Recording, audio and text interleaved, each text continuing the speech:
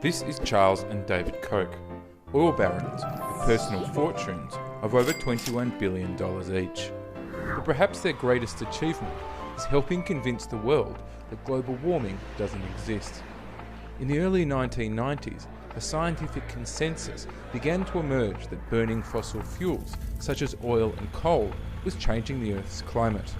In order to protect profits, these industries devised a plan to reposition global warming as a theory and not fact, and designed what a recent Greenpeace report dubbed the climate change denial machine. It's a network of corporations and think tanks, front groups, who try to lie about the climate science, stop policies that will solve global warming.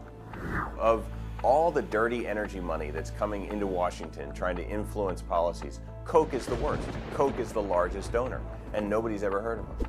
The denial machine works like this. As citizens, we generally don't trust what energy industry representatives tell us about climate change.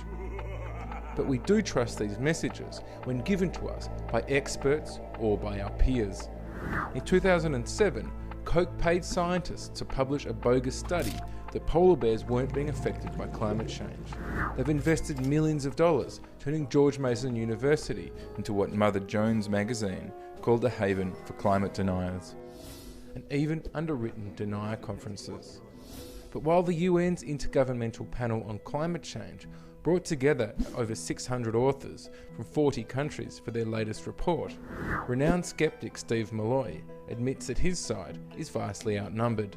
It's really amazing, and it's really sort of a band of about 25 people, I guess, maybe a few more. And most recent polls show that more people feel more strongly on my side than on the Al Gore's side. So how has such a small minority overcome an almost total consensus among climate scientists? Here we come to the true genius of the denial machine, the echo chamber. In order to give the impression of a genuine scientific debate, the Kochs have funded dozens of supposedly independent think tanks, whose army of staffers disseminate this doubt throughout the media and launch coordinated attacks on real climate scientists. They've created Americans for Prosperity, who poses concerned citizens. A stop in Wichita today for a national group on a hot air balloon tour. The Hot Air Tour, a rally against what organizers call global warming alarmist legislation. They fund business groups, women's groups, college groups, seniors groups, and even church groups, all adding to the chorus of climate denial.